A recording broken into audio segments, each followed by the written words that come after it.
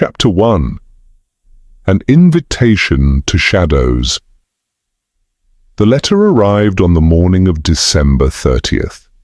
Its envelope thick as a tombstone and stamped with a crest I did not recognize.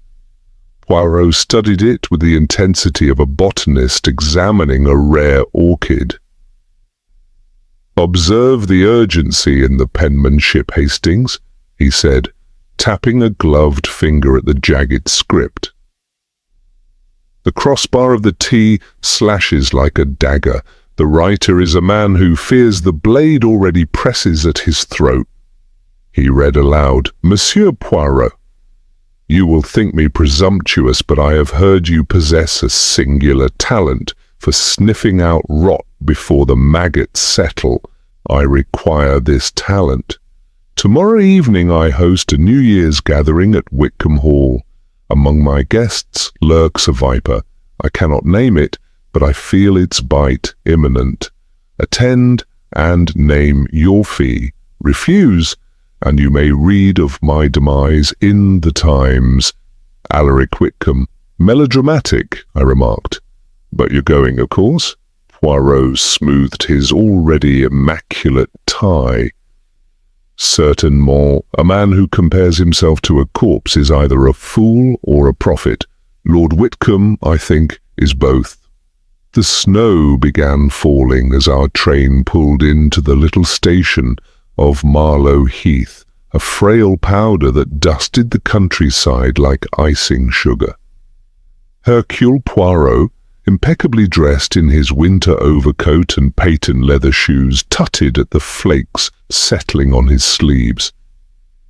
"Nature, Hastings," he murmured, flicking one away with fastidious care. "She is a romantic, but not a tidy one." A motor car awaited us, its driver a gaunt man in livery who loaded our luggage without a word. We wound through skeletal hedgerows and frosted fields, the dusk bleeding into an indigo evening.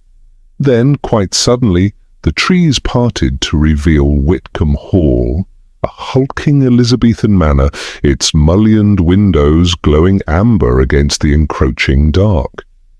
Pinnacles of snow crowned the rooftop gargoyles, their stone faces twisted as though frozen mid-scream. "Cheerful place," I remarked. Poirot's eyes gleamed. "Ah, but observe the symmetry of the east wing, Hastings. Such balance. It promises order beneath the gloom." I doubted it. The house seemed to brood over the land, its shadow stretching long and hungry across the drive. We were greeted in the grand hall by Lord Alaric Wickham himself, a man whose presence filled the room like a thunderclap. Tall and broad-shouldered, with a mane of silver hair and a beard trimmed to military precision, he clasped Poirot's hand with a grip that might have felled an ox. "Monsieur Poirot, your reputation precedes you. Let us hope your little grey cells are sharper than the fools at Scotland Yard." His laugh boomed off the vaulted ceiling, but the jest carried an edge, like a blade sheathed in velvet. "And this must be Captain Hastings," he said, turning to me.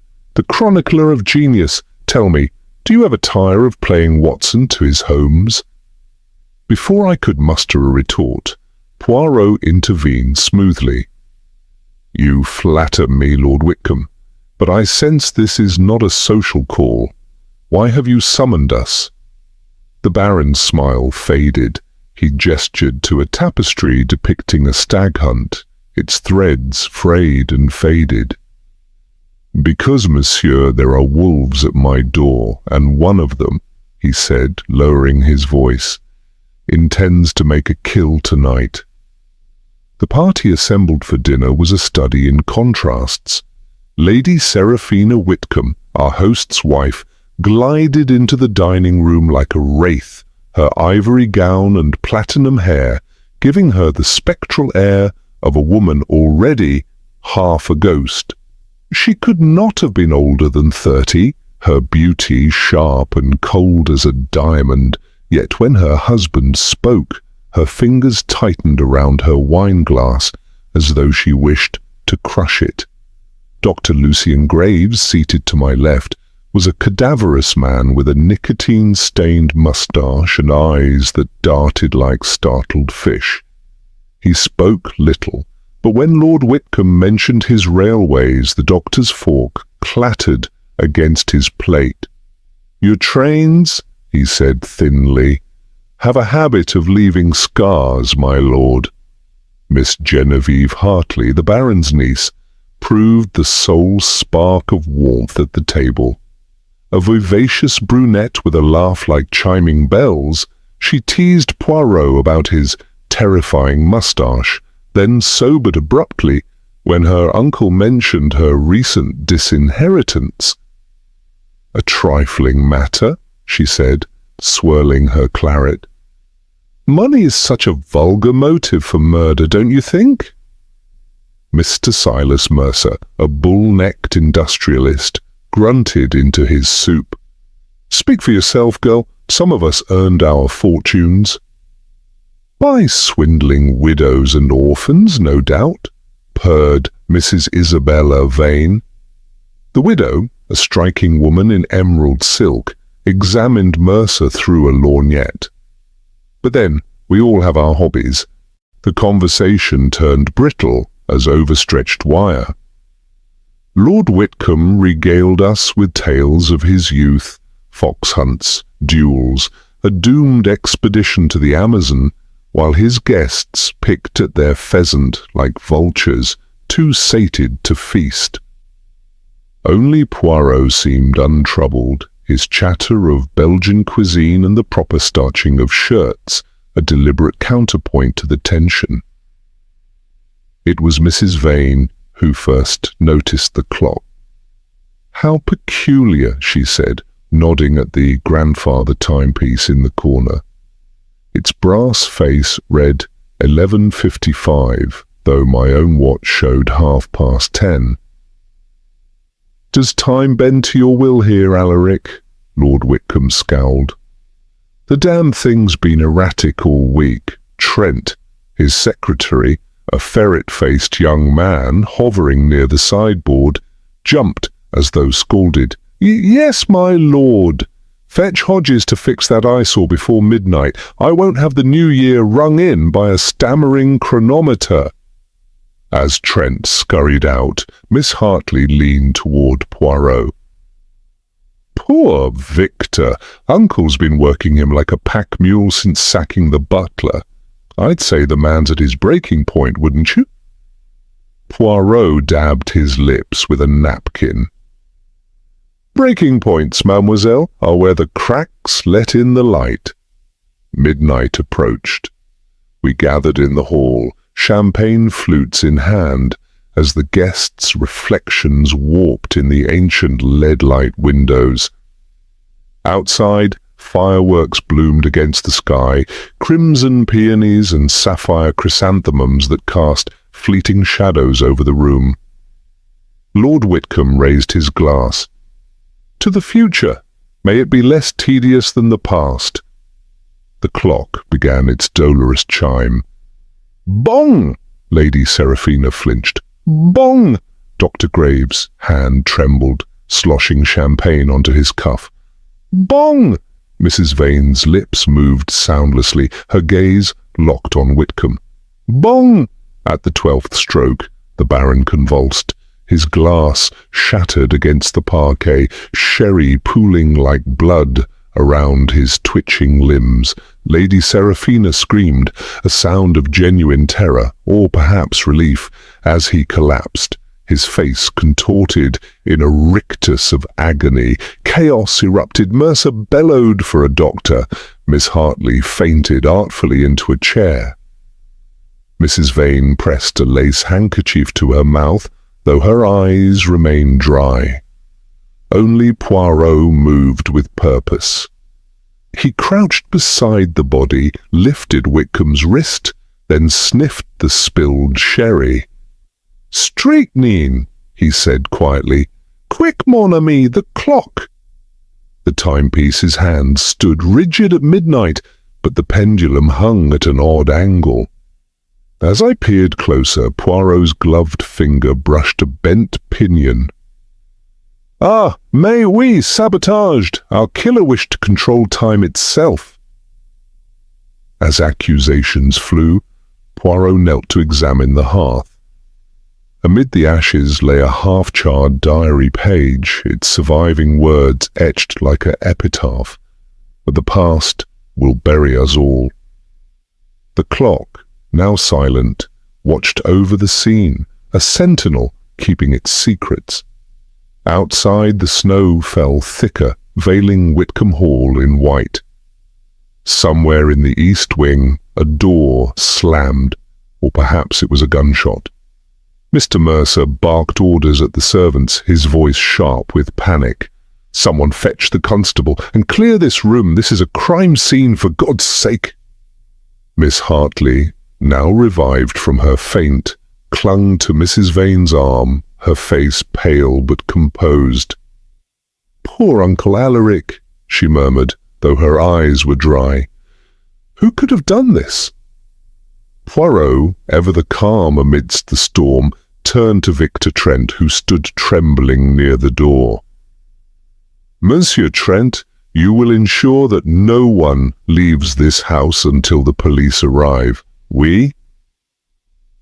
The secretary nodded, though his Adam's apple bobbed nervously. "Yes, of course, but the snow, the roads are impassable. It may be hours before they can reach us." "Then we must make do," Poirot said, his tone brooking no argument. He turned to me. "Hastings, assist me in moving Lord Wickham to the drawing-room. We cannot leave him here like this." Together we lifted the Baron's body, his weight surprising for a man of his age. Lady Seraphina averted her eyes as we carried him past, her face a mask of icy composure. The drawing-room, with its heavy velvet drapes and sombre portraits, seemed a fitting temporary resting place. We laid him on a chaise longue, covering him with a blanket procured by a trembling maid. "Poor devil," I muttered, adjusting the blanket to cover his contorted face. "To die like this, on what should have been a night of celebration." Poirot's eyes gleamed in the dim light. "Celebration, Hastings, is often the mask tragedy wears." "But we will uncover the truth, mon ami. Of that you may be certain."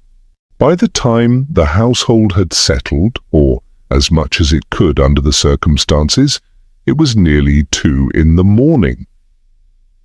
The guests retired to their rooms, though I doubted any of them slept. Poirot and I were shown to adjoining chambers on the 2nd floor, our luggage having been brought up by a harried footman. As I unpacked my night clothes, Poirot appeared in the doorway, his expression pensive. "Hastings, lock your door tonight." I blinked. "You think the killer would strike again?" "I think," he said slowly, "that a viper, once unleashed, does not easily return to its basket. Until we know who we are dealing with, caution is our ally." With that he retreated to his room, leaving me to ponder his words. I locked the door as instructed, though the act felt absurdly theatrical.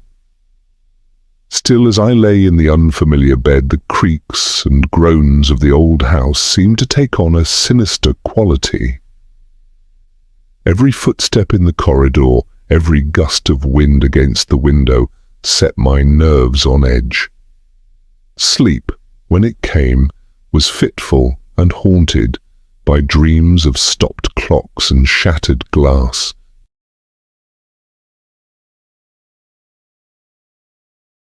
Chapter 2. The Labyrinth of Lies. The morning after Lord Wickham's death dawned bleak and heavy, the snow outside Wickham Hall now a shroud over the estate. The household stirred with a muted tension as though the walls themselves were holding their breath. Poirot, ever the early riser, had already commandeered the library for his investigation. By the time I joined him, he was seated at a mahogany desk, a neat stack of notes before him, and a pot of steaming coffee at his elbow. "Ah, Hastings!" he greeted me, his eyes twinkling despite the grim circumstances. "Come, sit. We have much to discuss, and the little grey cells, they demand stimulation." I poured myself a cup of coffee and took a seat opposite him. "Where do we begin?" "With the guests, mon ami," Poirot said, tapping his temple. "Each one is a thread in this tapestry of deceit. We must pull gently, lest the whole unravel before we see the pattern." Our first interviewee was Lady Seraphina Wickham.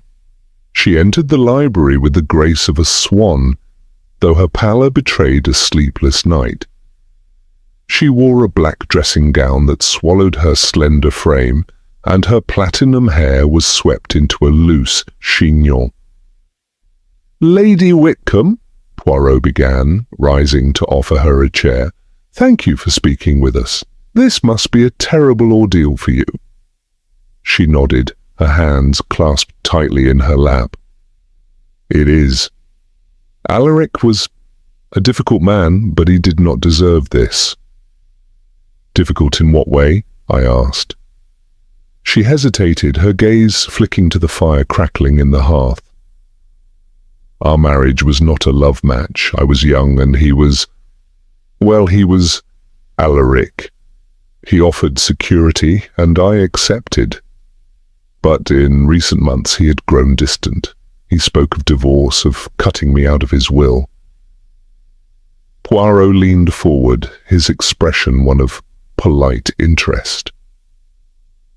"And how did you feel about this, madame?" Her lips tightened. "Relieved, if I am honest. But I did not kill him. I have no need of his money. My family's fortune is my own." Poirot nodded thoughtfully.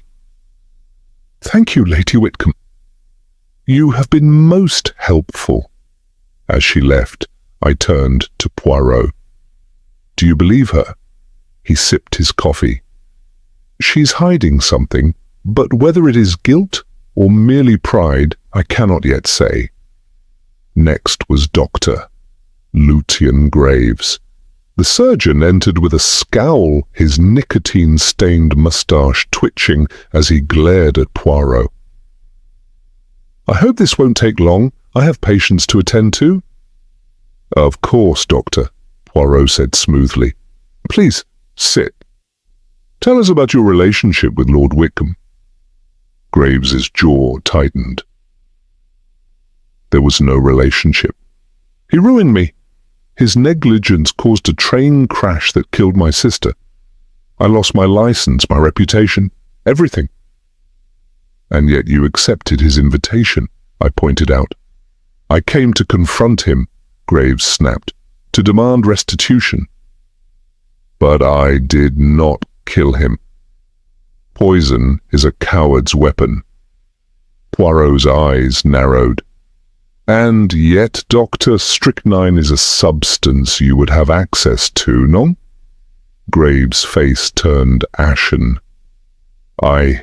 Yes, but my medical bag was stolen weeks ago. I reported it to the police." "Convenient," I muttered under my breath.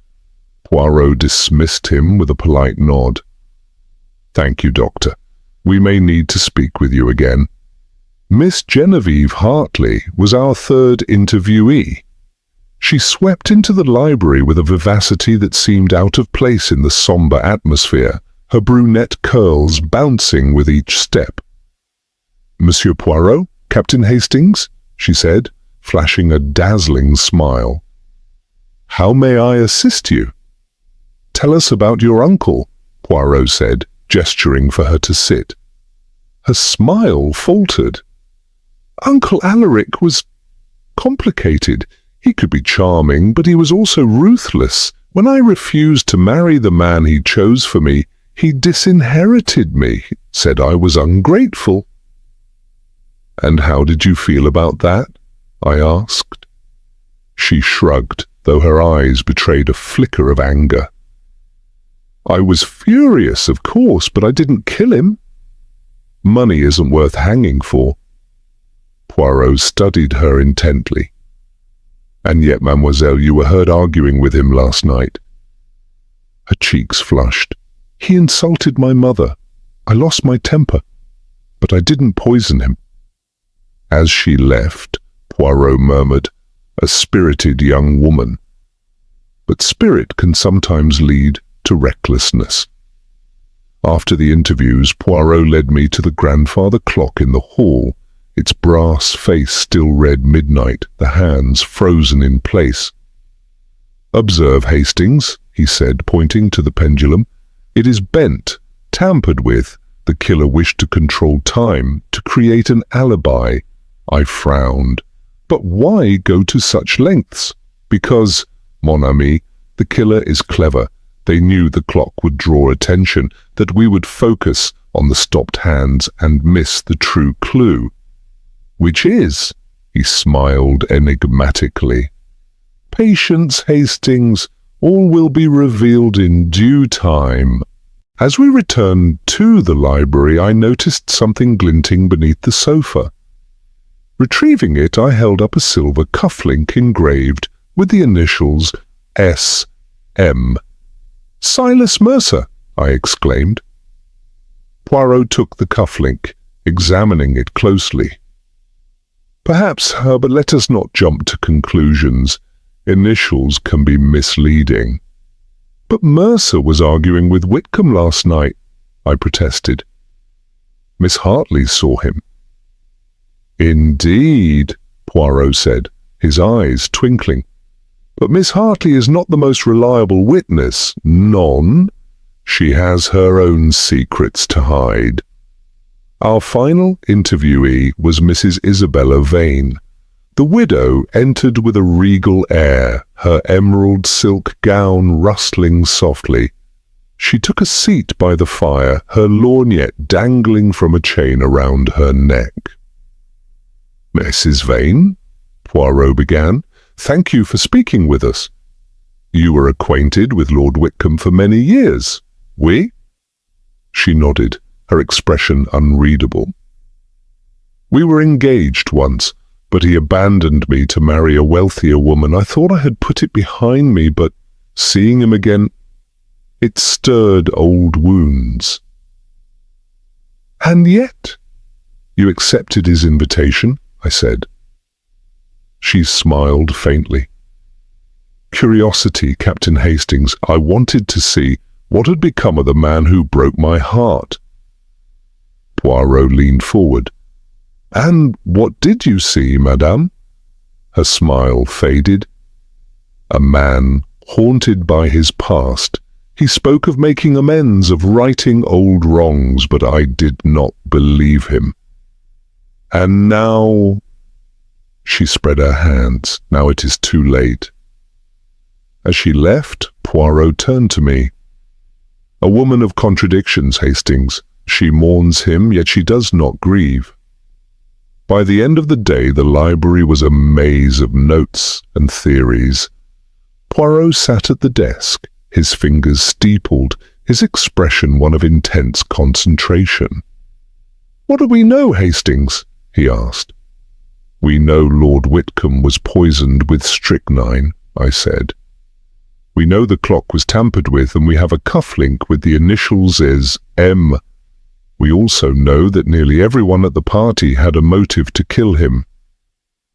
Exactement, Poirot said. But the key lies not in the motives, but in the details. The bent pendulum, the cufflink, the charred diary page, they are pieces of a puzzle. And when we fit them together, the picture will be clear.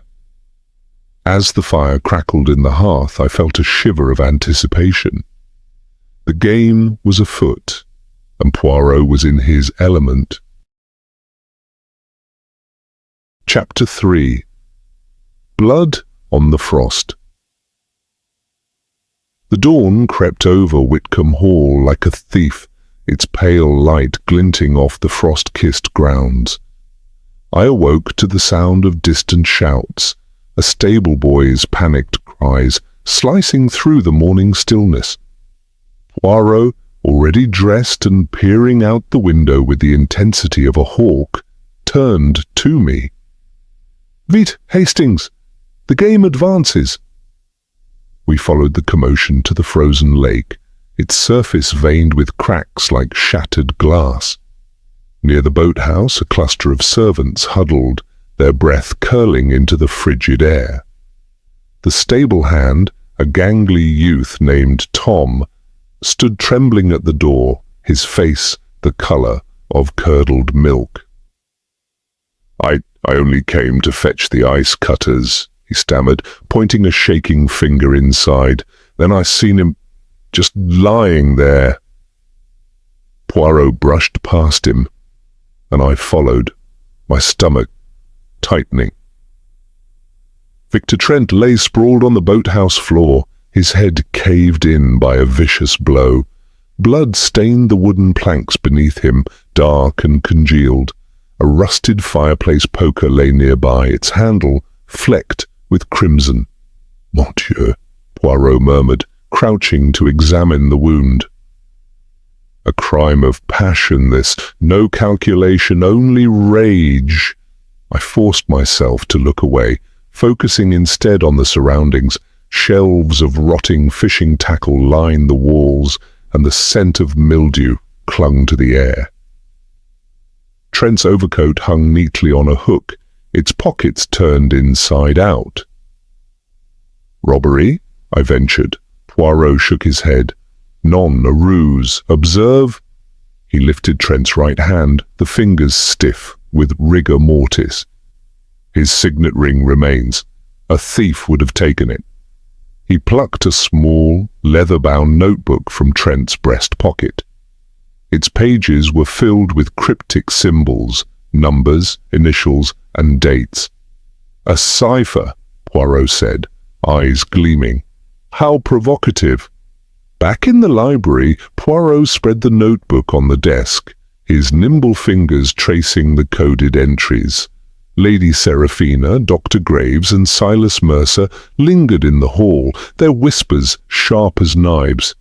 "Ach, this is elementary," Poirot declared at last.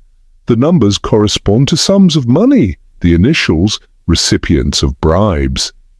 He flipped to a page marked SM, £500, 12 November, and another, LG, £300, 7 December. Silas Mercer and Dr. Lucian Graves, I said, but why would Trent be blackmailing them? Poirot steepled his fingers. Consider Mercer's railway contracts and Graves's need to rebuild his career. Trent, as Wickham's secretary, knew their secrets and profited from their silence. "But Trent's dead now," I said. "The killer could be Mercer or Graves covering their tracks." "Or another," Poirot said, "who wished to bury Trent's knowledge forever." In Trent's waistcoat we found an iron key, small and unremarkable.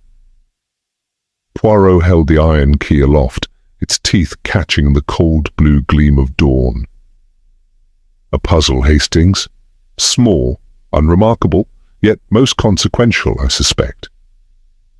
We picked our way across the frost-rimed gravel, our breath hanging in ghostly plumes. The estate sprawled in muted tones, pale lavender sky bleeding into skeletal trees, the lake a sheet of smoked glass. Mrs. Hodges, the housekeeper, answered our knock with a candle in hand, her mob cap askew. "At this hour? The sun's not yet proper up." Poirot proffered the key. "Pardonnez-moi, madame, have you seen this?" She squinted, her face a relief map of wrinkles. "Not likely." His lordship kept his study locked tighter than a vicar's cellar. Mr. Trent had the only key, excepting the master. "And where might Trent have used it?" I pressed. She shrugged. Dare say you'll find naught but dust and debts in that room. Men and their secrets, always burying 'em in paper."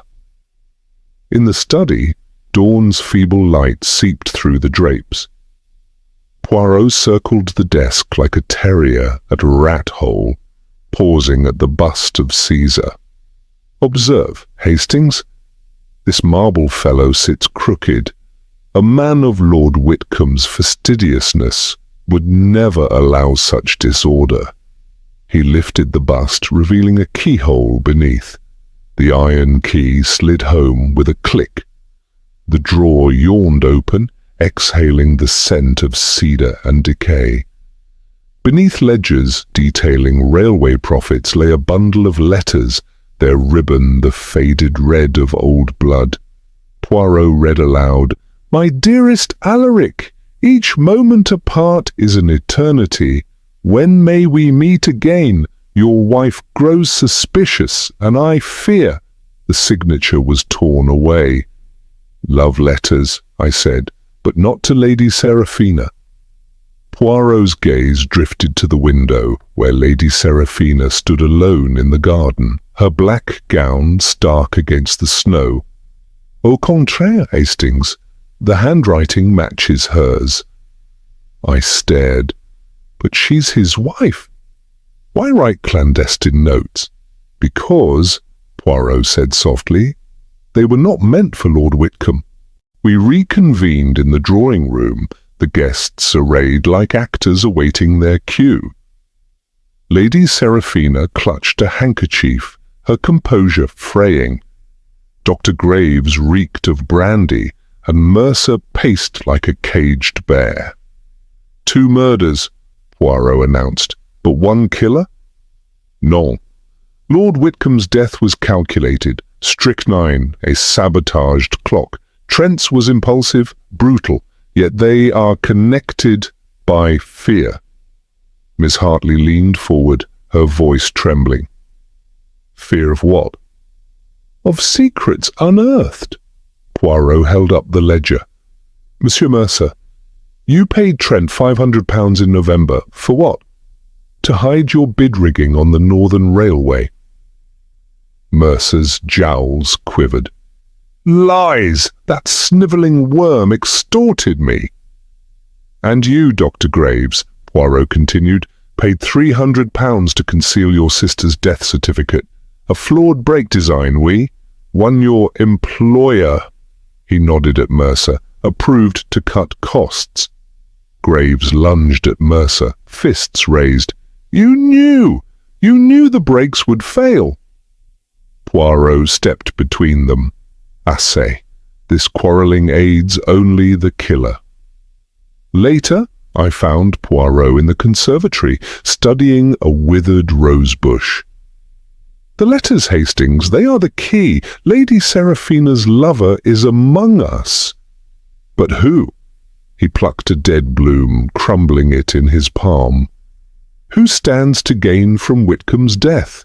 Not money, but freedom. And who has the skill to manipulate time? And hearts?" A shadow fell across the threshold. Dr. Graves, his face haggard. "I need to speak with you, alone." As he led us to the lake, the ice groaned underfoot. "Trent didn't just blackmail me," he said, halting at the boathouse. "He knew about the affair. Seraphina and we... God help me." Poirot's eyes narrowed. "You loved her." "And she loved Wickham's fortune," Graves spat. "But Trent threatened to expose us unless she paid. Last night she begged me to silence him." "And did you?" I demanded. Before he could answer, a scream pierced the air. We turned to see Mrs. Vane pointing at the lake's edge, where Miss Hartley stood, a bloody ice axe in her hand, staring at the body of Silas Mercer. Miss Hartley stood frozen at the lake's edge, the ice axe slipping from her grip. It clattered against the frozen shore, its blade glinting crimson in the pallid dawn light. At her feet lay Silas Mercer, his face a mask of shock, his throat split open like a grotesque second mouth. Poirot surged forward, pulling her back from the grisly scene. "Mademoiselle, do not touch anything." She stared at her hands, trembling. I didn't... I found him like this." Mrs. Vane's scream had drawn the others. Lady Seraphina hovered at the garden's edge, her hands pressed to her mouth, while Dr. Graves shouldered past, medical bag in tow. He knelt beside Mercer, though one glance confirmed the futility. Dead, carotid artery severed, quick but messy. Poirot turned to Miss Hartley. "What brought you here, mademoiselle? The hour is ungodly for a stroll." "I couldn't sleep," she whispered. "I heard footsteps outside my window. I thought it might be the killer." "And so you armed yourself with an ice axe?" I asked, dubious. She flushed. "It was leaning against the greenhouse. I took it for protection." "Convenient," muttered Mercer's valet, a wiry man named Briggs. "Found him with the murder weapon, didn't you?" Poirot silenced him with a look. "We will adjourn to the house. Hastings, fetch Constable Hardy from the village. The snow has eased. He may yet navigate the roads." The household gathered in stunned silence. Miss Hartley sat by the fire, a blanket draped over her shoulders, her teacup rattling in its saucer. Poirot paced before the hearth, the ice axe now wrapped in a linen cloth. "Monsieur Mercer was killed with a single, savage strike," he declared. "The blade entered here." He traced a line beneath his jaw, suggesting the killer stood behind him, perhaps in conversation. There are no defensive wounds. He trusted his assailant. Lady Seraphina shuddered. "But why kill him? He had nothing to do with Alaric's death." "Did he not?" Poirot produced Trent's ledger. "Mercer paid Trent £500 to conceal his bid rigging on the Northern Railway, a scheme that would have ruined Wickham's reputation. With both men dead, the truth dies with them." Dr. Graves snorted. "Or the killer seeks to frame me. That's strychnine in my bag. Planted, I tell you." Mrs. Vane's lorgnette glinted as she studied Miss Hartley. "And what of you, my dear? You inherit nothing, yet you linger like a bad penny. Why?" Miss Hartley shot to her feet, the blanket falling. "How dare you? I love my uncle even if he—" "Even if he disinherited you?" Mrs. Vane finished. "Or was it you he disowned?" We reconvened in the drawing-room, the guests arrayed like actors awaiting their cue. Lady Seraphina clutched a handkerchief, her composure fraying. Dr. Graves reeked of brandy, and Mercer paced like a caged bear. "2 murders," Poirot announced, "but 1 killer." "Non. Lord Wickham's death was calculated, strychnine a sabotaged clock. Trent's was impulsive, brutal, yet they are connected by fear." Miss Hartley leaned forward, her voice trembling. "Fear of what?" "Of secrets unearthed." Poirot held up the ledger. "Monsieur Mercer, you paid Trent £500 in November. For what? To hide your bid rigging on the Northern Railway?" Mercer's jowls quivered. "Lies! That snivelling worm extorted me." "And you, Dr. Graves," Poirot continued, "paid £300 to conceal your sister's death certificate. A flawed break design. We won. Your employer," he nodded at Mercer, "approved to cut costs." Graves lunged at Mercer, fists raised. You knew the brakes would fail?" Poirot stepped between them. "I say, this quarrelling aids only the killer." Later, I found Poirot in the conservatory, studying a withered rosebush. "The letters, Hastings. They are the key. Lady Seraphina's lover is among us." "But who?" He plucked a dead bloom, crumbling it in his palm. "Who stands to gain from Wickham's death? Not money, but freedom. And who has the skill to manipulate time and hearts?" A shadow fell across the threshold. Dr. Graves, his face haggard. "I need to speak with you alone." As he led us to the lake, the ice groaned underfoot. "Trent didn't just blackmail me," he said, halting at the boathouse. "He knew about the affair. Seraphina and we... God help me." Poirot's eyes narrowed. "You loved her, and she loved Wickham's fortune," Graves spat. "But Trent threatened to expose us unless she paid. Last night she begged me to silence him." "And did you?" I demanded. Before he could answer, a scream pierced the air. We turned to see Mrs. Vane pointing at the lake's edge, where Miss Hartley stood, a bloody ice axe in her hand, staring at the body of Silas Mercer. Miss Hartley stood frozen at the lake's edge, the ice axe slipping from her grip. It clattered against the frozen shore, its blade glinting crimson in the pallid dawn light. At her feet lay Silas Mercer, his face a mask of shock, his throat split open like a grotesque second mouth. Poirot surged forward, pulling her back from the grisly scene. "Mademoiselle, do not touch anything." She stared at her hands, trembling. I didn't... I found him like this." Mrs. Vane's scream had drawn the others. Lady Seraphina hovered at the garden's edge, her hands pressed to her mouth, while Dr. Graves shouldered past medical bag in tow. He knelt beside Mercer, though one glance confirmed the futility. "Dead, carotid artery severed, quick but messy." Poirot turned to Miss Hartley. "What brought you here, mademoiselle? The hour is ungodly for a stroll."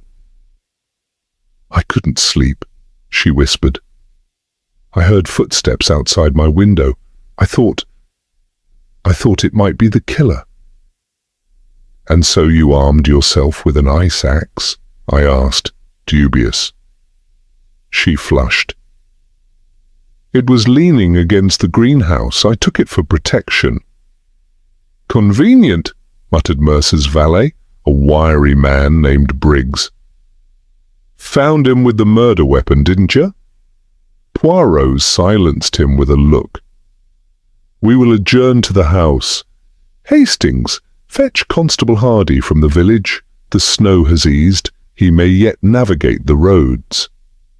The household gathered in stunned silence. Miss Hartley sat by the fire, a blanket draped over her shoulders, her teacup rattling in its saucer. Poirot paced before the hearth, the ice axe now wrapped in a linen cloth. "Monsieur Mercer was killed with a single, savage strike," he declared. "The blade entered here," he traced a line beneath his jaw, suggesting the killer stood behind him, perhaps in conversation. "There are no defensive wounds. He trusted his assailant." Lady Seraphina shuddered. "But why kill him? He had nothing to do with Alaric's death." "Did he not?" Poirot produced Trent's ledger. "Mercer paid Trent £500 to conceal his bid rigging on the Northern Railway, a scheme that would have ruined Wickham's reputation. With both men dead, the truth dies with them." Dr. Graves snorted. "Or the killer seeks to frame me. That strychnine in my bag, planted, I tell you." Mrs. Vane's lorgnette glinted as she studied Miss Hartley. "And what of you, my dear? You inherit nothing, yet you linger like a bad penny." "Why?" Miss Hartley shot to her feet, the blanket falling. "How dare you? I love my uncle, even if he disinherited you," Mrs. Vane finished, Or was it you he disowned? Poirot clapped his hands. "I say, we will not try the case with hysterics. Hastings, the letters!" I handed him the bundle from Wickham's desk. He untied the ribbon, revealing a stack of telegrams. These were hidden with the love letters. They detail Mercer's bribes to delay the inquest into Dr. Graves's sister's death. A cover-up, no? Graves lunged at the dead man's corpse.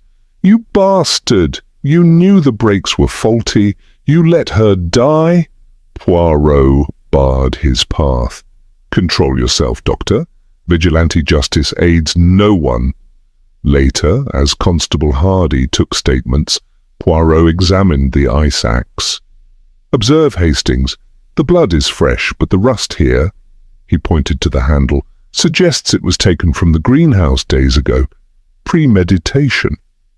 Then Miss Hartley's story about grabbing it this morning is a lie? Or the killer wishes us to think so." He peeled back the linen, revealing a smudge of lavender oil on the handle. "The same scent worn by two women in this house." A maid scurried past, her arms piled with linens. Poirot halted her. "Mademoiselle, who requested fresh towels for the conservatory this morning?" "Mrs. Vane, sir, said she needed to air out the damp." Poirot's eyes narrowed. "A curious task for a guest. Come, Hastings, we must pay the conservatory another visit." Chapter 4. Portraits of the Past. The conservatory's skeletal frame loomed under a leaden sky, its shattered panes rattling like old bones in the wind.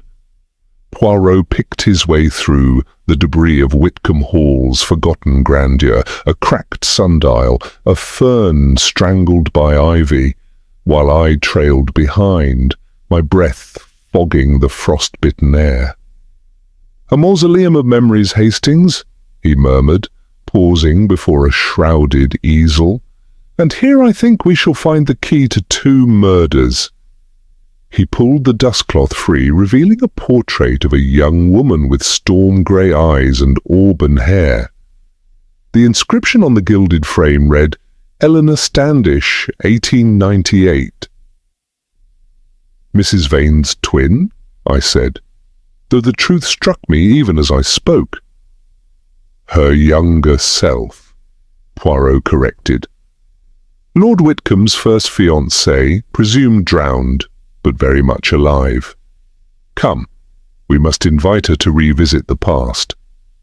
We found Mrs. Vane in the morning room, her needlework abandoned. She stiffened at the sight of the portrait, but did not flinch. "You are Eleanor Standish," Poirot said, not unkindly. "Lord Wickham staged your death to marry Cecilia Montague for her fortune. You reinvented yourself as Isabella Vane, widow of a Venetian count, and returned to haunt him." Her composure cracked like fine porcelain. "Yes, I came to confront him, to force him to see me. But when I arrived, he was already a ghost of the man I'd loved, haunted, paranoid. He spoke of making amends, but I wanted no part of his guilt." "Yet you stayed," I pressed. "To remind him that the past cannot be buried," she said, her voice trembling. "But I did not kill him. Or Mercer." Poirot studied her. "You wear lavender water, madame, a scent also found on the ice axe that killed Mr. Mercer." She blinked. "I spilled my perfume vial yesterday. The maid can attest to it." A partial truth, but Poirot let it linger. We returned to the lake, now thawing at its edges. Poirot knelt where Mercer's body had lain, tracing faint boot prints in the slush. "2 sets, Hastings. 1 large, 1 small. Miss Hartley's slippers match the latter, but the former—" He produced the ice axe, its rusted handle smudged with lavender oil. The killer wore boots, planted the axe and fled. Miss Hartley, hearing the commotion, grabbed the weapon in panic, leaving her prints atop the killer's. But the lavender oil, a ruse. The killer doused the handle to implicate Mrs. Vane or Lady Seraphina, yet observe, he scraped the rust with his penknife. This axe sat outdoors for weeks. Only someone who frequented the greenhouse, like Dr. Graves, would know its location. In the study, Poirot reconstructed Trent's charred diary page. The decoded entry read, "Mercer to expose Graves's malpractice. Demands £1,000 silence." Graves killed Trent to protect his secret, I said. Then Mercer, fearing exposure, confronted him and was silenced, Poirot finished. But the strychnine, a distraction? Graves wished us to believe Wickham's death was his work while Mercer's murder was passion. Two crimes, two methods, linked by fear. Dusk found us in the conservatory once more. Poirot lifted Eleanor's portrait, revealing a hollow behind the frame, a stack of telegrams detailing Graves' malpractice cover-up. He orchestrated it all, I said. But why frame Miss Hartley? Her feud with Wickham made her an easy suspect, but haste breeds error. Poirot pointed to a telegram's date, sent an hour after Mercer's death. Graves could not have dispatched this from a snowbound estate. An accomplice? No, a miscalculation. As night fell, a figure slipped into the woods, a man's silhouette, limping slightly. Graves, fleeing toward the village. Poirot sighed. The doctor's guilt is plain, but the why eludes me. What drove a healer to kill? Chapter 5. The Cufflink and the Blacksmith. The village pub huddled at the edge of Marlow Heath like a wary sentinel, its sagging timber beams and smoke-stained windows a testament to centuries of whispered secrets. Inside, the air hung thick with the tang of ale and wood smoke, the hearth crackling with a fire that did little to dispel the chill seeping through the stone floors. Poirot brushed a cobweb from his sleeve as we settled into a corner booth, the villagers' stares prickling the back of my neck. 2 whiskies, I said to the barkeep, a burly man with a scar bisecting his brow. Make it coffee, Poirot corrected, his nose wrinkling at the sticky table. Strong, if such a thing is possible in this establishment. The barkeep grunted, slamming down 2 chipped mugs. You're the ones from the manor, eh? Come to stir up more trouble? Poirot ignored him, withdrawing the silver cufflink from his pocket. Its initials, S.M., glinted in the firelight. Tell me, monsieur, do you recognize this craftsmanship? A grizzled man hunched at the bar, turned, his spectacles perched on a nose veined with broken capillaries. Let's see. He snatched the cufflink, squinting through a jeweller's loop. I made this for Samuel Webb 10 years back. Fine hand he had, till Wickham ruined him. Poirot's eyes sharpened. The initials as Queets Zrania. The engraver jabbed a gnarled finger at the script. See the serif here? That's a W, done fancy-like. Webb's father was Samuel Senior. The lad kept the name, though there's little left of his pride now. Where might we find this, Mr. Webb? The barkeep snorted. Try the old forge. He's been holed up there since Wickham seized his land. Mad as a March hare, that one. The forge crouched at the village outskirts, its chimney belching acrid smoke into the slate-grey sky. Rain lashed the cobblestones as we approached, the rhythmic clang of hammer on iron growing louder. Inside, Samuel Webb worked shirtless at the anvil, muscles corded like ironwood, his face streaked with soot and sweat. "Monsieur Webb?" Poirot called over the din. The blacksmith wheeled around, tongs gripping a glowing horseshoe. "Who's asking?" Poirot held up the cufflink. "This is yours, Noel. A memento of better days." Webb's eyes narrowed. "What of it?" "You forged it for Lord Wickham's staff, yet kept one for yourself. A small rebellion?" The horseshoe hissed as Webb plunged it into a water barrel.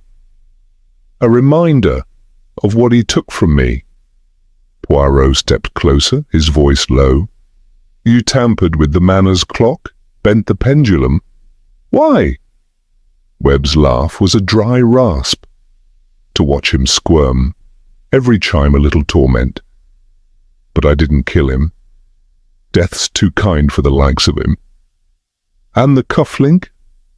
"Stolen from my workshop weeks ago. Reckon the real killer wanted to point you my way." A gust of wind rattled the forge's shutters. Webb's gaze drifted to a rusted portrait on the wall, a younger, prouder man standing beside a forge now reduced to rubble. "He took my livelihood, my name. Broke the clock to break him. But murder?" He spat into the coals. "I've sins enough without adding that." Night had fallen by the time we returned to Wickham Hall, the Manor's silhouette a jagged wound against the storm. As we shook the rain from our coats, a frantic knock echoed through the grand hall. Mrs. Hodges, the housekeeper, burst in, her face ashen. "It's come again! That devil bird!" On the doorstep lay a raven, its feathers slick with rain, a scrap of parchment tied to its leg. Poirot untied it, his lips thinning as he read. 3 down. "Who's next?" Lady Seraphina drifted down the stairs, her pallor ghostly in the lamplight. "What does it mean?"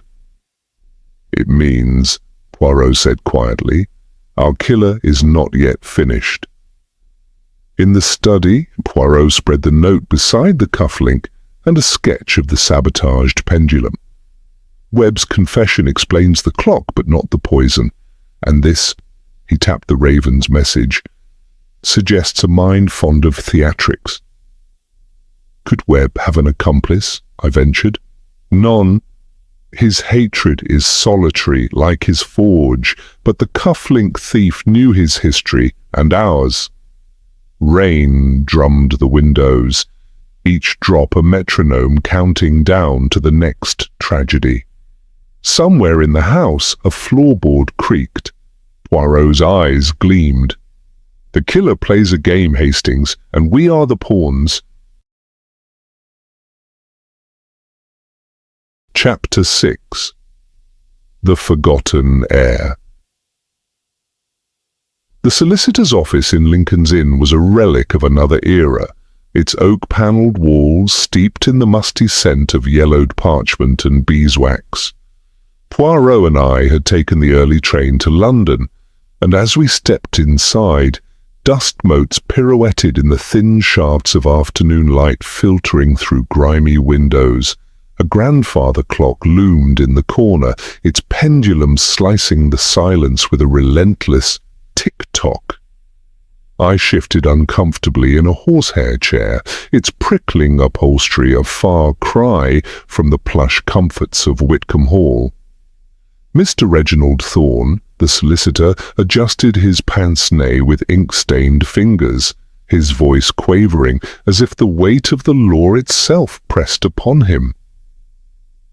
"You understand, Monsieur Poirot, this is highly irregular. Lord Wickham's will was sealed upon his death. To breach its confidentiality now—" Poirot leaned forward, his cane striking the floor with a crack that made Thorne flinch. "A man lies poisoned, another strangled, and the truth, monsieur, is entombed within these papers. You shall unseal it." or I shall summon Scotland Yard to do so." Thorne blanched, but complied, slicing the dossier's frayed ribbon with a bone-handled letter opener. The document crackled as he unfolded it, its script a spider's web of loops and flourishes. "To my beloved niece, Genevieve Hartley, I leave the sum of £500, Thorne read, his voice trembling. "To Dr. Lucian Graves, my gold pocket watch. To Silas Mercer." He trailed off, squinting. "Ah, a peculiar clause here. The entirety of my estate, including Wickham Hall and its holdings, shall pass to E.W., my first and only true heir." I leaned forward, the chair creaking beneath me. "E.W.? But Lady Seraphina is his wife." "Eleanor Wickham," Poirot interjected, his eyes gleaming. "Well, the woman he claimed drowned 25 years ago. The woman who, in fact, became Mrs. Isabella Vane Thorne, blinked, owl-like, behind his spectacles. I was unaware of any such beneficiary. The will was amended 6 months prior to Lord Whitcomb's death, but the initials were never expanded." Poirot rose abruptly, his movements precise as a clockwork figure. "A ruse, Hastings. The will is no testament. It is a provocation. Lord Wickham knew his killer sought not wealth, but retribution. By naming Eleanor, he forced her hand, luring her into the light. Later, in the dim glow of the office's green-shaded lamp, Poirot spread the charred remnants of Lord Whitcomb's diary across the solicitor's desk. The fragments, painstakingly salvaged from the hearth, resembled a jigsaw puzzle, scorched by malice. "Observe," Poirot said, aligning 2 brittle edges. The script, though fragmented, hissed with accusation. Graves approved the faulty breaks, covered up the report, my silence bought. I stiffened, the words striking me like a blow. Dr. Graves knew the trains were unsafe, but his sister died in that crash. Précisément. Poirot's gaze sharpened. Lord Wickham bribed Graves to conceal the truth, that his own negligence killed his sister. The doctor's guilt festered until vengeance became his only balm. Thorne dabbed his brow with a handkerchief, the clock's ticking swelling in the silence. But why leave such a damning record? To torment, Poirot replied. Lord Wickham was a man who collected secrets as others collect art. This diary was his gallery and his downfall. As dusk crept over, Poirot stood at the window, the fog weaving a shroud around the spires of the inns of court. I watched him, the weight of revelation pressing heavily in the dusty air. "It is as I said, mon ami," he murmured, his reflection ghostly in the glass. "The truth is a mosaic. Even broken, it reveals the picture." I frowned at the diary fragments. But how do the will and the diary connect? If Graves sought justice for his sister, why kill Trent? Trent discovered the cover-up, Poirot said, turning to face me. He blackmailed Graves, forcing the doctor's hand, and Eleanor, Mrs. Vane, her return, threatened to expose Whitcomb's original sin, faking her death to marry Cecilia Montague. 2 crimes, Hastings, born of one man's avarice. The clock's ticking swelled, a drum roll for the final act. As we exited the solicitor's office, the fog clung to the streets like a mourner's veil. Poirot paused beneath a gas lamp, its feeble glow carving shadows into his face.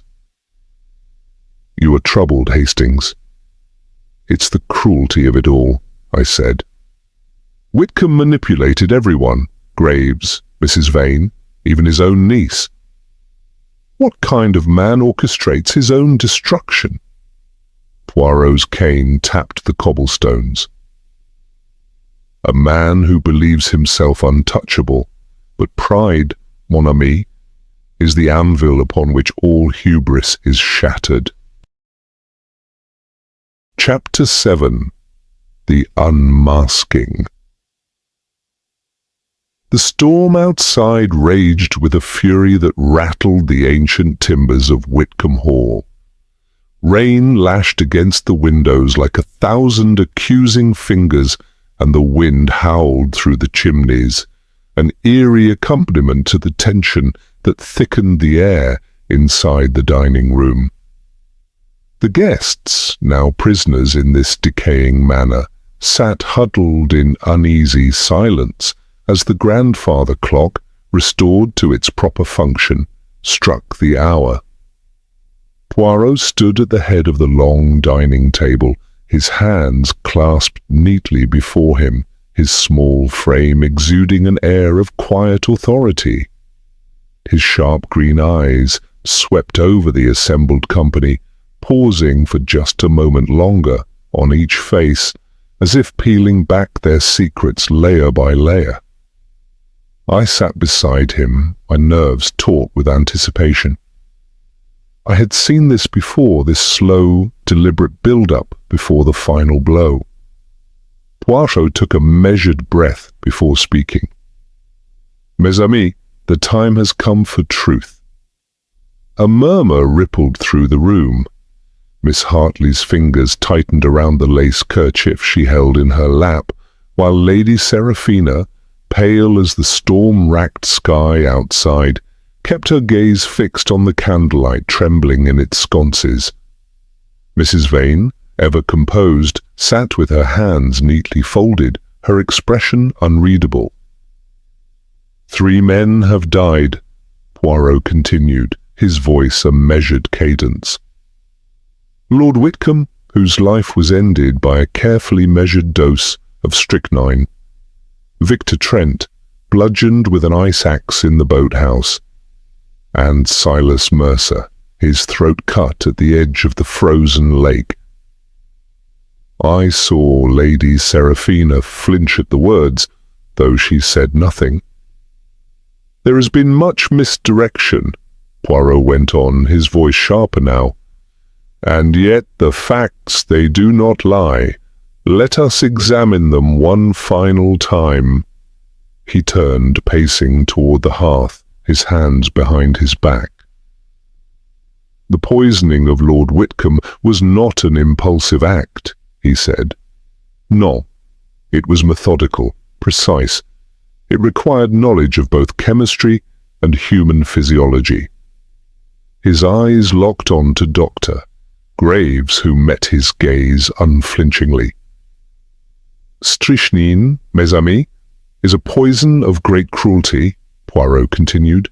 "Its victim suffers a slow, agonizing death, his muscles seizing, his breath stolen from him in spasms. And yet," he raised a finger, "our murderer took pains to delay the symptoms. Lord Wickham drank his sherry well before midnight. The poison did not take hold until the stroke of 12. Why?" A pause. No one spoke. "Because," Poirot said, answering himself, "the killer needed a spectacle, a grand performance. He wanted all of us to see Wickham die, to witness his suffering." The words sent a shudder through the room. "And who, I ask, would have such knowledge of poisons?" Poirot's voice turned sharp as a blade. "Who would understand the precise dosage, the delay of symptoms? Who else but a doctor?" All eyes turned to Dr. Graves. He gave a derisive snort. "That's ridiculous," he said flatly. "Plenty of people could have obtained strychnine." "Perhaps," Poirot allowed, "but not many would know how to use it with such control." I saw Graves' fingers twitch slightly against his chair. A small tell, but Poirot had already seized upon it. You were seen near the greenhouse days before Wickham's death, Poirot said.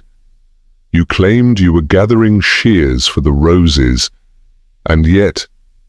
He produced a small glass vial from his pocket, holding it delicately between two fingers. This was found beneath the floorboards of the stables, your stolen medical bag, and inside a vial of strychnine. Dr. Graves sat perfectly still, his expression carefully neutral. Poirot tapped the vial against his palm. Ah, but this was not your only crime, was it, mon cher doctor? He turned abruptly, his eyes flashing. Victor Trent, his murder was messy, violent. Unlike Wickham's, it was not premeditated. Why? The room held its breath. Because, Poirot answered, he found something. Miss Hartley let out a sharp breath. Yes, he found something, Poirot repeated. Something in Lord Wickham's files, something that put his life in danger, a record of payments, blackmail, bribes. He had been keeping secrets, had he not? Poirot's gaze bore into Graves, and one of those secrets was yours. Graves' jaw was set like iron. Wickham knew, Poirot went on. He knew that the railway crash which killed your sister was caused by a cover-up, a falsified brake report, approved in your very own name. I started. Graves signed off on the faulty brakes? Poirot gave a small nod. Oui, Hastings, he was complicit, perhaps not at first, but when the tragedy struck, he accepted a bribe to keep silent. Trent uncovered this. He tried to use it to his advantage. Poirot sighed. But blackmail, mon ami, is a dangerous game. Graves gave a short laugh. You think I killed him to keep him quiet? I know you did, Poirot said smoothly. And Mercer? He let the name hang in the air. He had proof as well, did he not? Perhaps a ledger, a letter.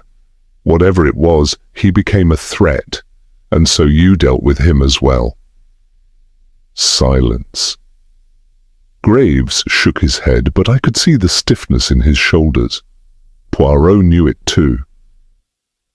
You are a man of science, Dr. Graves, Poirot said quietly. But you let your emotions rule you. The poison was careful, the ice axe, that was rage. The doctor was very still. Poirot leaned forward, his voice dropping to a whisper. You wanted revenge for your sister, but you did not stop there. You became the very thing you despised. You became a killer. Graves looked at Poirot for a long moment. Then with slow deliberation, he exhaled. Damn you, he muttered. Poirot straightened. Hastings, fetch the constable. Graves gave a short, mirthless laugh. So this is it, then? He leaned back in his chair. And what now, Poirot? Justice? Poirot met his gaze unflinchingly. Justice, monsieur, is not always found in a courtroom, but it will find you nonetheless. A crash of thunder echoed through the manor as Graves was led away. Poirot dusted his hands, adjusting his cuffs. And so, Hastings, we have our answer? The storm had begun to wane, the wind retreating into the night, and in Wickham Hall the long-stopped clock ticked once more. I frowned. Something still unsettled in my mind. Poirot had exposed Dr. Graves as the murderer, yet one detail remained unanswered. Poirot, there's something I still don't understand, I said. He turned to me, expectant. The Raven, I continued. The note, 3 down, who's next? But by then all 3 murders had already taken place. Why would Graves send such a thing? It makes no sense. Poirot smiled faintly. No, Hastings, our murderer would not announce his intentions. The note came from someone who suspected the truth, but feared speaking it aloud. I scanned the guests. My eyes settled on Miss Genevieve Hartley, her hands clenched in her lap. "You knew something," Poirot said gently. She swallowed hard. I wasn't certain, but after Uncle Alaric, Victor Trent and Mercer were killed, I felt the danger wasn't over. I had no proof, just a feeling." "But why a raven?" I asked. She hesitated. "Uncle Alaric was superstitious. He said ravens were omens. I thought if I sent a message that seemed like a warning, the killer might slip." Poirot nodded. "And indeed Dr. Graves did. He panicked, moved too quickly. But by then Mercer was already dead." Miss Hartley gasped. I never meant—" "You are not to blame, mademoiselle," Poirot reassured her. "You sensed danger before it struck?" Silence stretched across the room, the storm outside fading. I exhaled. "And the raven itself? Just coincidence?" Poirot smiled. "Coincidences are rare, Hastings, but the true warning came from Miss Hartley herself. The guilty mind fears shadows where none exist." Poirot adjusted his cuffs. "And so, Hastings, justice is served. Our case is complete." The grandfather clock chimed. The last storm clouds drifted away, leaving Wickham Hall behind with its long-kept secrets.